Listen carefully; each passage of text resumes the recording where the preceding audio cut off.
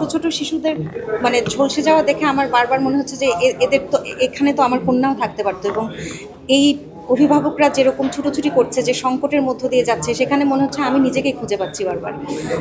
গত 2-3 রাত একদম ঘুমাতে পারছি না, এবং আমি জানি না যে এই দুঃস্বপ্ন থেকে সেই পরিবারগুলো কি করে বেরিয়ে আসবে। সৃষ্টিকর্তা তাদেরকে ধৈর্য দিন এবং শিশুগুলোর জীবনটা সহজ করে দিন, এটুকুই বলতে পারি। মাঝে মাঝে আমার মনে হয় আমাদের উপরে মানে সৃষ্টিকর্তা খুব অসন্তুষ্ট, কারণ এই যে মানবিকতা চলে গেছে আমাদের ভিতর থেকে। আমরা দেখছিলাম যে রিক্সাওয়ালারা কিংবা সিএনজিওয়ালারা আহত বা মৃত্যু প্রায় শিশুগুলোকে দাম মানে বাড়তি ভাড়া চেয়ে নিচ্ছে না।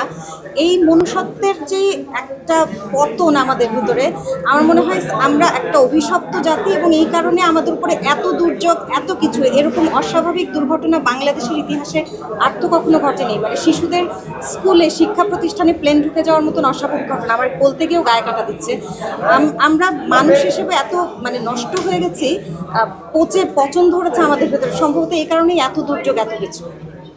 জিনিসটা দেখে সবচেয়ে বেশি জিনিসটা সবার আগে দেখেছিলেন? সত্যি বলতে যখন প্রথম সামাজিক যোগাযোগ মাধ্যমে দুর্ঘটনার খবরটা শুনতে পাই, তখন এটা যে এতটা ভয়াবহ রূপ নেবে সেটা ধারণা করতে পারিনি। মনে হয়েছিল যে সেখানে হয়তোবা কিছু প্রাণ বেঁচে যাবে, কিন্তু এখন তো দেখা যাচ্ছে সেখানে 2 শতাধিকের উপরে 2 শতাধিক মৃত্যুর খবর আমরা এই পর্যন্ত পেয়েছি, এবং সম্ভবত আরও অনেকেই আশঙ্কাজনক অবস্থায় আছেন। সবচেয়ে বড় কথা, যে শিশুদের আমরা এত যত্নে, যে মা বাবা এত যত্নে লালন পালন করেন, একটা ফুলের টোকাও আমরা দিই না, সেখানে এই মৃত্যুর মানে এই তীব্র যন্ত্রণা, এই পোড়া কষ্ট কী করে তারা সহ্য করছে জানি না। মানে সেই জায়গায় নিজেকে একবার দাঁড় করালে তো গায়ে কাঁটা দেয়। পৃথিবীর সব দেশে স্কুল বা শিশুদের জায়গাকে, শিক্ষা প্রতিষ্ঠানকে সর্বাধিক অগ্রাধিকার দেওয়া হয়। যেখানে আশপাশে হর্ন পর্যন্ত বাজানো নিষিদ্ধ থাকে, সেখানে হর্ন বাজালে জরিমানা হয় বড় অঙ্কের। অথচ আমাদের রাষ্ট্র ব্যবস্থা এমন একটা অবকাঠামোর মধ্যে আমরা থাকি, যেখানে জনবহুল শুধু নয়, শিক্ষা প্রতিষ্ঠানের উপর দিয়ে প্লেন উড়ে গেল এবং সেটা বিধ্বস্ত হলো। জানি না এই দায় কার। দীর্ঘ বছরের হয়তো বা জমে থাকা যা কিছু অসঙ্গতি, সেগুলোরই বহিঃপ্রকাশ দেখতে পাচ্ছি। আপনি বলেছেন 2 শতাধিকের উপর নিহত হওয়ার সম্ভাবনা রয়েছে, আর সেক্ষেত্রে কি আপনি কি মনে করেন লাশকে গুম করা হয়েছে? সম্ভাবনা বলছি না, আমি আজকে পত্রিকাতে পড়েছি 247 সম্ভবত সংখ্যাটা। আমি সম্ভাবনা বলবার কেউ নই, সেটা পরিসংখ্যান বলছে। তবে সেটা নিয়ে তো দ্বিধাবিভক্তি আছে, এক এক জায়গায় এক এক রকম বলা হচ্ছে সংখ্যাটা। আমি শুধু ভাবি যে পরিবারের সন্তানদের এখনও মানে খুঁজে পাওয়া যাচ্ছে না, সে পরিবারের উপর দিয়ে কী বইছে গত 2-3 দিন ধরে। আমি বিশ্বাস করি যে প্রশাসন এ ব্যাপারে সর্বোচ্চ সহানুভূতিশীল হবেন এবং সঠিক তথ্যটি পরিবারের কাছে দেবেন।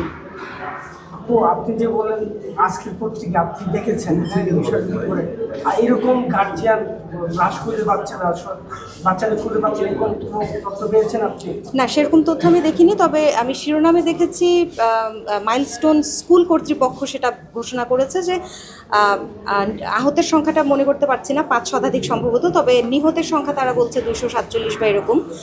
যদি সেটা হয়ে থাকে তাহলে এটা একটা বিশাল অঙ্ক, এবং এতগুলো মানে জীবন মানে এটার ক্ষতিপূরণ হয় না বাংলাদেশে, এটা কখনো দায়। সরকারি তথ্য অনুযায়ী, বিভিন্ন গণমাধ্যম অনুযায়ী নিহতের সংখ্যা আপনার যেটা বলা সেটা আকাশ আর পাতাল পার্থক্য।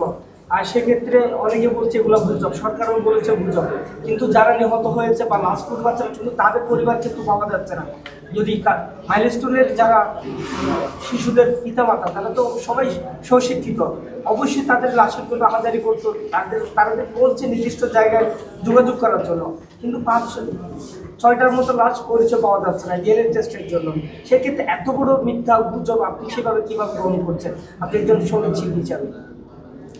আমি শুধু সঙ্গীত শিল্পী হিসেবে নয়, আমি যদি সাধারণ নাগরিক হিসেবেও চিন্তা করি, তাহলে এটা একটা অবান্তর একটা ব্যাপার যে এরকম একটা দুর্ঘটনার পরে লাশের সংখ্যা নিয়ে দ্বিধা বিভক্তি তৈরি হয়েছে। এটা হবার তো কথা নয়, এবং এতে করে কার লাভ হবে আমি সেটাও জানি না। একটা দুর্ঘটনা ঘটেছে, সেখানে অনেক হতাহতের ঘটনা ঘটছে আমরা দেখতে পাচ্ছি, এবং সেটাই খুব যৌক্তিক এবং বৈজ্ঞানিক মনে হচ্ছে আমার কাছে, যে একটা ভবন বিধ্বস্ত হয়ে যাবার পরে সেখানে তো বেঁচে ফিরে আসাটাই বরং অলৌকিক ঘটনা। কেন সংখ্যা নিয়ে এই ধোঁয়াশা তৈরি হয়েছে সেটা জানি না, তবে এটা প্রকৃত তথ্যটা জনগণের কাছে প্রকাশিত হলে মনে হয় ভালো হয়। ওয়ালটন এখন দেশের সীমানা পেরিয়ে পৌঁছে গিয়েছে 50টিরও বেশি দেশে। ওয়ালটন, ঘরে ঘরে বিশ্বজুড়ে।